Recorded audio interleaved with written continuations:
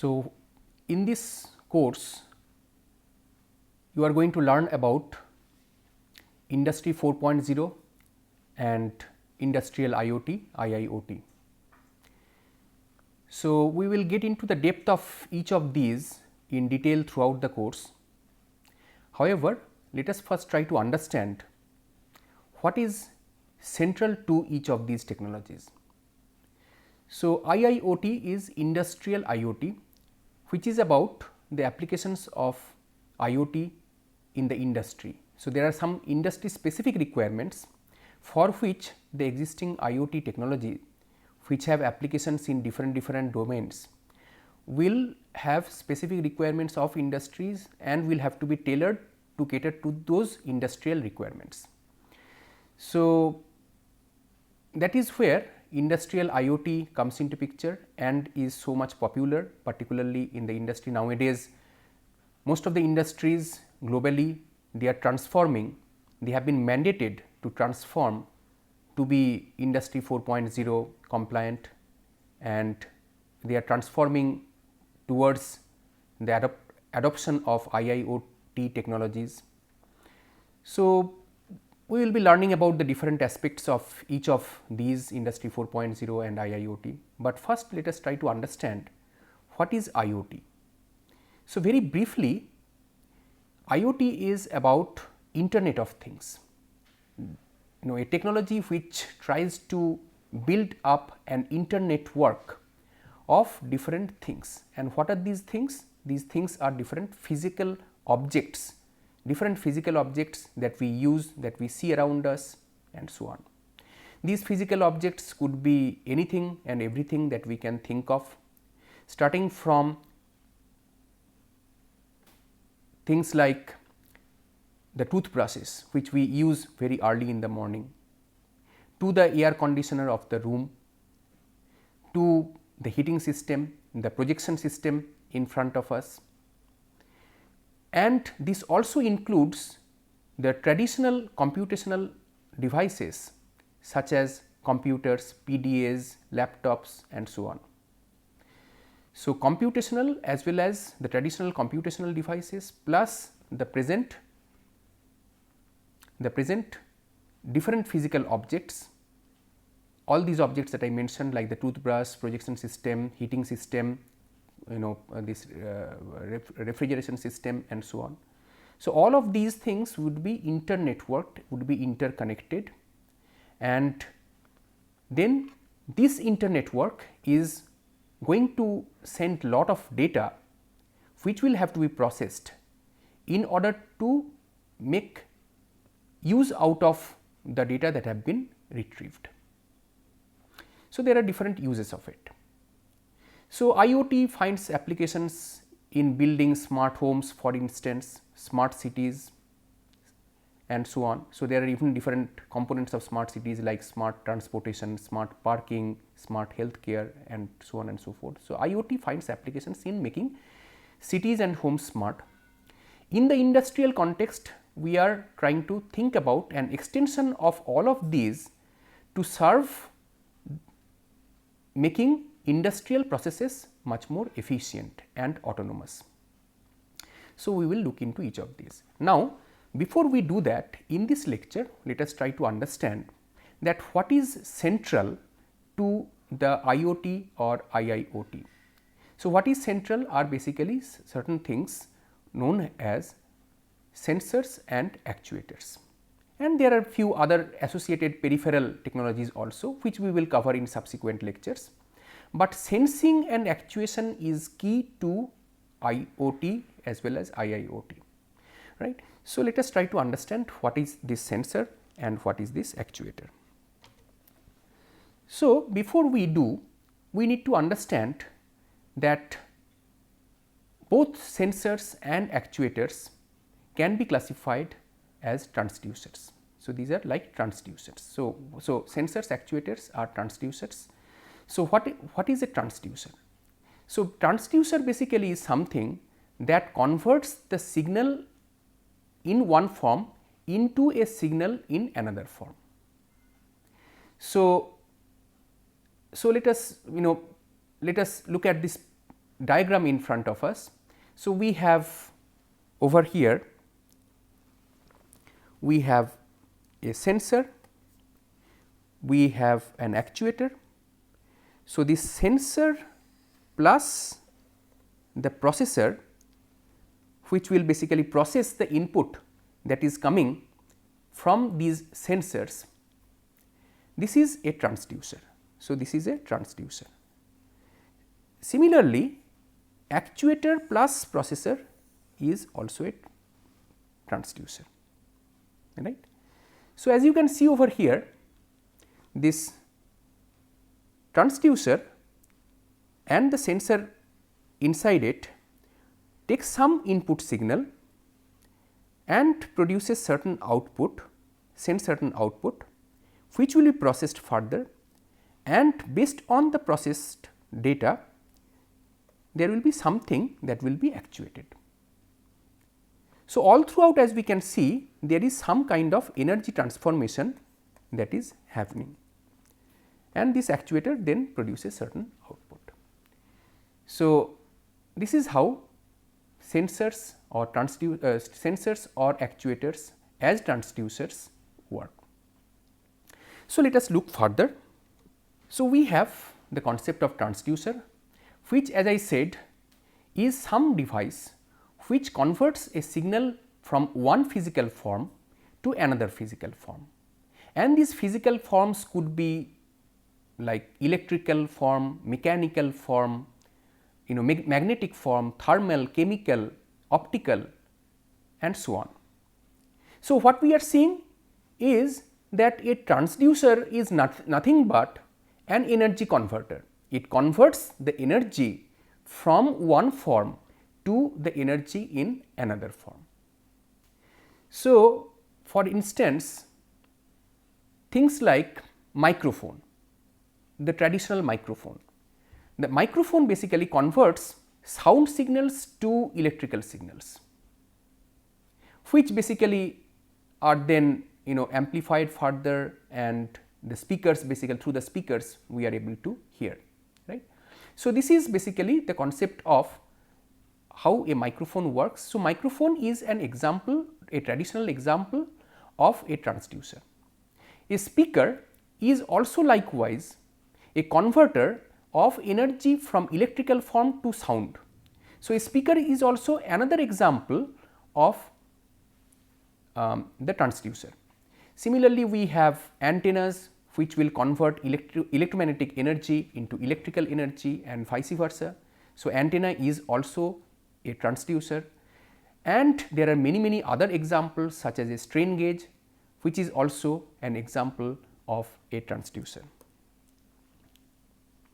So, let us try to understand sensors as transducers.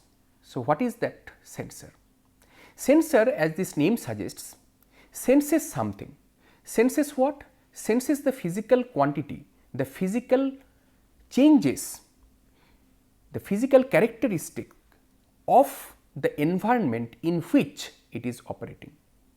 So, a temperature sensor, for example, will sense the changes in the temperature of the environment in which the sensor, the temperature sensor has been deployed, is operating.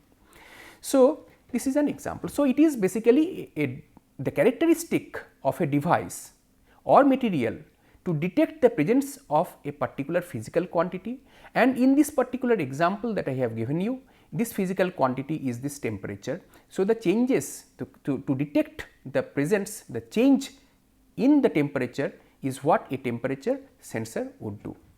So, the output of this sensor is a signal which is converted to some human readable form, and these human readable forms can be different forms, changes in the current characteristics, changes in the voltage characteristics, changes in the resistance, changes in the capacitance, changes in the impedance. So, these changes are understandable by humans.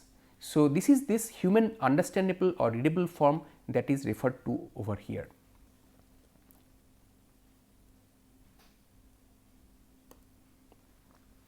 So, a sensor basically performs some function of input by sensing or feeling the physical changes in the characteristic of a system in response to some stimulus. So, these stimulus are basically physical parameters. These stimulus could be changes in the temperature, changes in the lighting condition, changes in the gas. So, these gases could be like a gas sensor, for instance, would sense changes in different gases for which they have been fabricated to sense. So, for example, there could be a methane sensor, methane gas sensor, a carbon dioxide sensor, carbon monoxide sensor, oxygen sensor. So, these are basically sensors which have been devised to sense the changes in the amounts of these gases in the environment, right. So, gas sensors are basically incidentally very much useful to monitor different presence of different gases, particularly in our current context of environment monitoring. Gas sensors are very useful. They are also very useful for mining environments. So, for example, methane sensors are used in the mines to detect the increase in methane gas, possible increase in methane gas in coal mines. And as you know that these gases are very dangerous. So, it is very important. So, IoT in mines, for example, you need to use different gas sensors, right, if it is for gas monitoring application. So, these sensors are very much useful. So, temperature, pressure means atmospheric pressure, atmospheric temperature, or it could be temperature of any particular object. So, all these different sensors could be used for this particular purpose. So, then we have that something is sensed and the response is in the form of some changes in the resistive capacities, changes in the capacitive capacities and so on, or changes in current voltage characteristics. So, all these characteristics, current, voltage, resistance, capacitance, impedance, so all these, so these come as in the form of the output. So, here are some pictures of certain sensors, and these are the ones, the sensors actually that I have in my lab, and there are many other sensors also. I picked up these ones in order to show you how different sensors look like, and these are not the only ones. Actually, the sensors basically they come in different shapes and sizes. So, there are some, these are like macro sized sensors, but you could also have micro sized sensors which are like MEMS based sensors. There could be nano sensors also. So, these are like even more advanced kind of sensors that are available, and these sensors have different purposes. So, this is a temperature and humidity sensor. This is a gas sensor for detecting LPG gas, methane, carbon monoxide and so on. This is an ultrasonic sensor. This is a camera sensor. You can see the camera over here, camera sensor. This is PIR sensor. This is rain detector sensor, and this is fire detector sensor. So, you have so many different types of sensors. Now, let me see if I can show you some of these different sensors. So, this is a PIR sensor. Okay, this is a PIR sensor, and we have this is a ultrasonic sensor.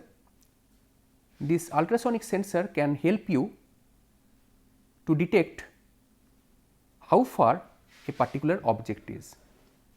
So, this sensor can help you in that. So, obstacles, basically obstacles can be detected with the help of this sensor, and this basically works on the basis of ultrasound, a sound wave that is sent from one of these two cylinders that you can see over here. So, one cylinder sends a sound signal, it gets reflected by that obstacle and is detected by the other, and then based on that this entire sensor works like how far a particular obstacle is, where if there is an obstacle in its range and so on. Let me show you another sensor of different type. This is basically the color sensor. It can detect colors, different types of colors. This is an accelerometer sensor, accelerometer. Then we have the gas sensor, carbon monoxide more specifically, this sensor can detect carbon monoxide gas. Then I have also brought for you another sensor which is the rain gauge, right. So, rain basically rainfall sensor, this will detect the rainfall, right. So, we have different sensors. Now, let us go back to our discussion what we were having earlier. So, we have these different types of sensors. These sensors have their own different ways of operating, but let us try to understand first the characteristics of sensors at a very high level. In general, the characteristics of sensors can be classified into two types, the static characteristics and the dynamic characteristics. So, before that let me try to tell you about how a particular sensor works. So, different sensors have different operating mechanisms, but in general what happens is after you have a sensor starts its operation. So, it takes a while in general, not necessarily, in many cases it will take a while to come to something called the steady state. So, it will come to a steady state of operation and then it will work in that steady state.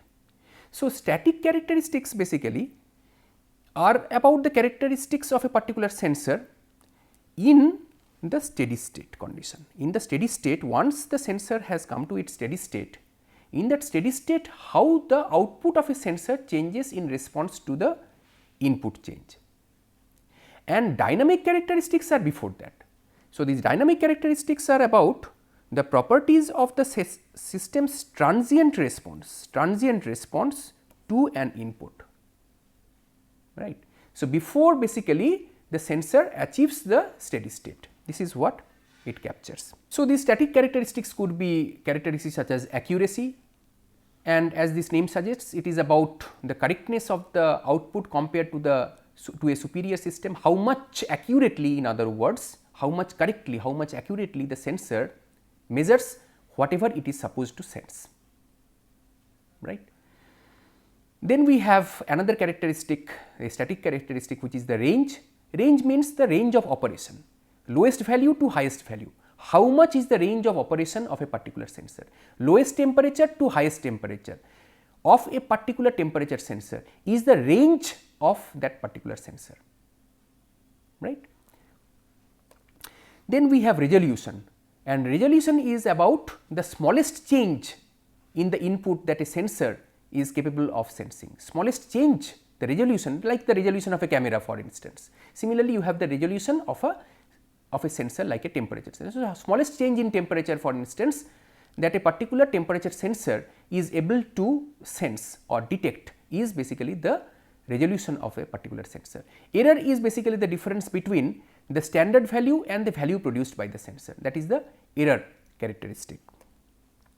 Sensitivity indicates the ratio of incremental change in the response of the system with respect to the incremental change in the input parameter, right. So, that is basically the sensitivity of a sensor.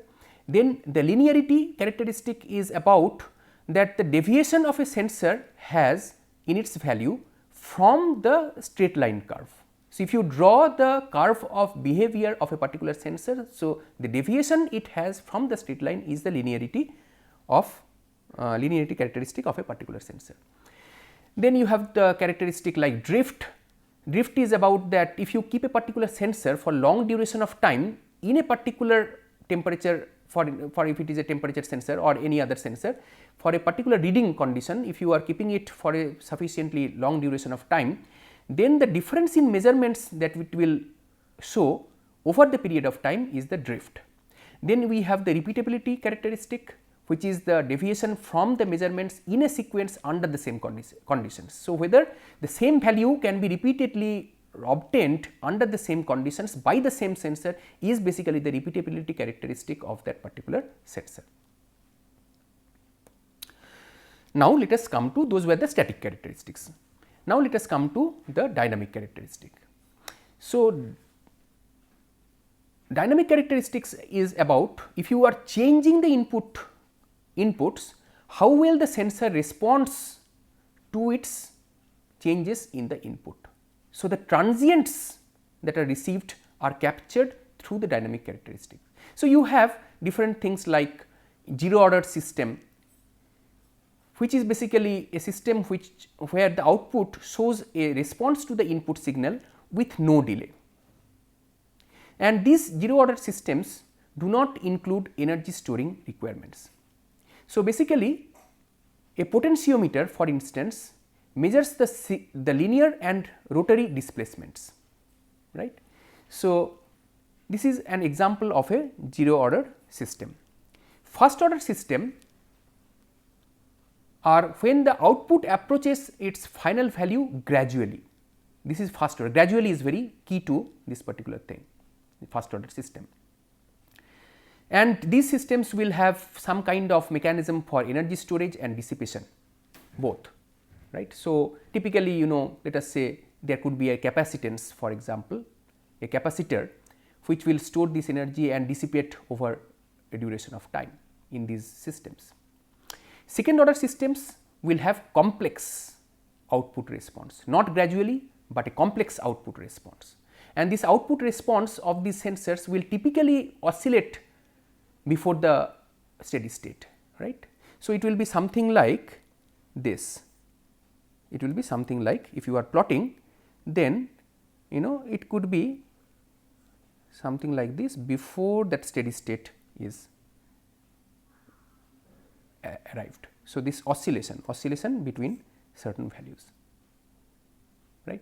So, these are basically for the complex output response of these systems. These are the second order systems. Now, let us look at how these sensors could be classified. The sensors could be classified in different ways. They could be classified as either passive sensor or active sensor, analog sensor or digital sensor, scalar sensor or vector sensor. So, let us look at what are these. A passive sensor cannot independently sense the input. So, examples of passive sensors are accelerometer, soil moisture, water level, temperature sensor, and so on. But active sensors are the ones which can independently sense the input. For instance, radar as a sensor is an example of an active sensor, a sounder, altimeter sensors, and so on. Then let us look at another classification, analog versus digital. So, analog sensors, again as this name suggests, produces output which is some continuous function of the input parameter. Examples would be temperature sensor, light detection sensor, LDR, pressure sensor, analog pressure sensors, the analog variants of these pressure sensors, analog Hall effect sensor or magnetic sensors, and so on. A LDR shows continuous variation in its resistance as a function of intensity of light falling on it. Digital sensors are basically the ones where the response is of binary nature, and these have been designed in order to overcome some of the limitations of the analog sensors, which produces continuous function of the output with respect to the input change characteristics. So, there is some analog to digital conversion that is there in most of these digital sensors. So, examples of digital sensors would be PIR sensor, digital temperature sensor, and so on. Scalar sensors and vector sensors. Scalar sensors are basically the ones which will measure only the magnitude of the input parameter, only the magnitude. Basically it is the difference between scalar values and the vector values, which basically shows the difference in the scalar sensor versus the vector sensor.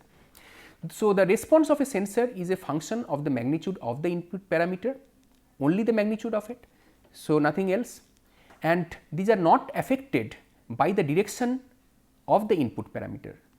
So, examples of it would be temperature sensor, gas sensor, strain sensor, color sensor, smoke sensor. These are all examples of the scalar sensor, because the detection of these parameters do not depend on the change in the direction of the input.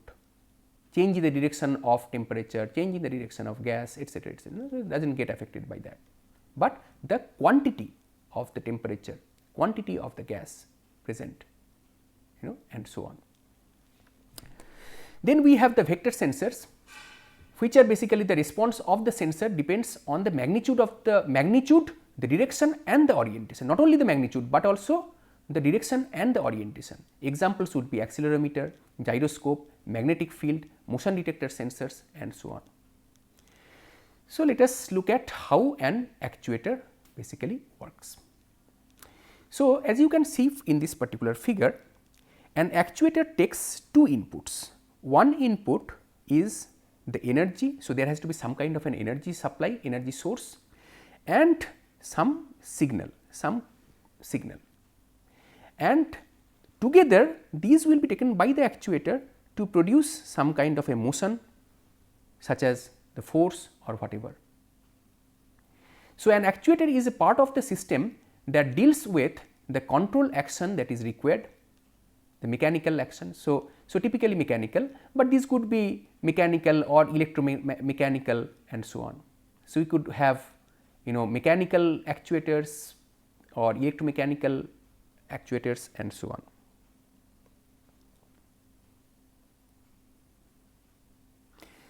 So, let me now show you some pictures of actuators that I have in my lab. There are many others, but these are some of these pictures of actuators.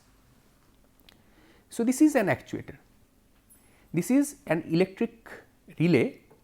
So, this relay, what it does is it transforms the electrical energy into some kind of mechanical action. So, or it could be electromechanical as well. So, these relays are very much useful for taking an electric signal and performing some kind of mechanical operation, such as turning on a particular valve, turning off a valve, turning on a device such as a compressor, turning off a device such as a compressor, and so on. So, this is a relay, which is an actuator. Then this is a motor, a DC motor. This is a DC motor, as you can see over here. This is a DC motor, and this motor is also an actuator, and you know what a motor does. So, this is one motor. There could be different types of motors, and each of these is basically an actuator, examples of actuators. And let me show you another actuator, which is basically another type of motor, which is known as the stepper motor. So, this stepper motor is also an example of another type of actuator. You could also have actuators like these, which I think most of you have already seen, right. So, you have these could also be actuators, right, and you know what it is, these are the LEDs. So, an LED could be turned on or off in response to something being sensed, let us say a gas being present.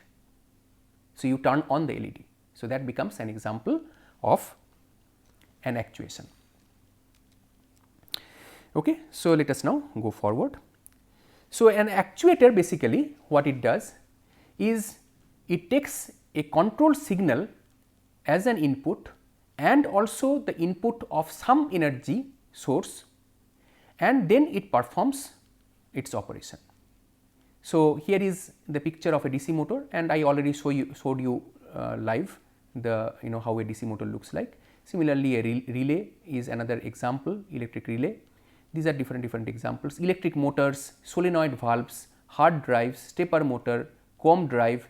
Then you have hydraulic cylinder, piezoelectric actuator, pneumatic actuators. These are different types of actuators, and these actuators can come in different shapes and sizes. These could be micro actuators, macro actuators, and so on, depending on the size of these actuators. So, the actuators can be classified into different types, and these are some of these examples: electric linear, electric rotary, fluid power linear, fluid power rotary, linear chain actuator, manual linear, manual rotary. These are some different types of classifications of actuators. Now, let us look at this electric linear actuator. So, as this name suggests, these are basically powered by electric signal. These actuators are powered by electric signal, and these basically that electric signal, electric energy in these actuators is transformed to achieve some kind of linear displacement, and that is why these are known as electric linear actuators. These could be examples could be electric bell, and this is the picture that you can see, the animated one. So, electric bell, opening and closing of dampers, locking doors, braking machine motions and so on. These are examples of use of electric linear actuators. Then the next one is electric rotary actuator. So, an example is what you see in front of you now. These are powered by electrical signals. These are powered by electrical signals and converts the electrical energy into, as this name suggests, the rotational motion. So, the previous one was electrical energy into linear displacement, and this one is electrical energy into rotational motion. So, quarter turn valves and different other electrical motors, for example, these are all examples of electric rotor actuator. Then you have the fluid power linear actuator, and again as this name suggests, these are powered by different electric fluid hydraulic fluids, gas or air pressure and so on, and produces linear displacement. Then you have fluid power rotary actuator, again powered by fluid such as gas, liquids and so on, but produces rotational motion, like the example that you see, the picture that you see in front of you. Rotational motion is produced as an output of these actuators. Then you have the linear chain actuator, which basically consists of devices, mechanical devices such as sprockets and sections of chains, which produce linear motion by the free ends of the specially designed chains, and a picture is in front of you in order to understand how these work. So, these are primarily used in motion control applications. Then we have the manual linear actuator, which provides linear displacement through the translation of manually rotated screws or gears. So, here basically it is not automatic, here it is manual. So, manual rotation is performed on some screws or whatever, and consequently there is some linear displacement. So, these are the manual linear actuators. So, these are examples of these could be found in gearboxes, hand operated knobs, wheels, etc., and these are primarily used for manipulating tools and workpieces. Then you have the manual rotary actuators, which provide rotary output through the translation of manually rotated screws, levers or gears, and these are primarily used for the operation of valves. So, with this we come to an end of this particular lecture on sensors and actuators, and as I told you at the outset, sensors and actuators are basically key to the building of IoT and IIoT based systems, and everywhere throughout you will see that in this course we are talking about the use of sensors and actuators, and this preliminary understanding about each of these, the sensors and actuators, is necessary for you to have an in-depth understanding about how IIoT works. So, these are some of these references in front of you. There are many more to be there, but I think these will be sufficient, and whatever I have discussed is sufficient for you to have the basic understanding to go forward and understand the other lectures in this course. Thank you.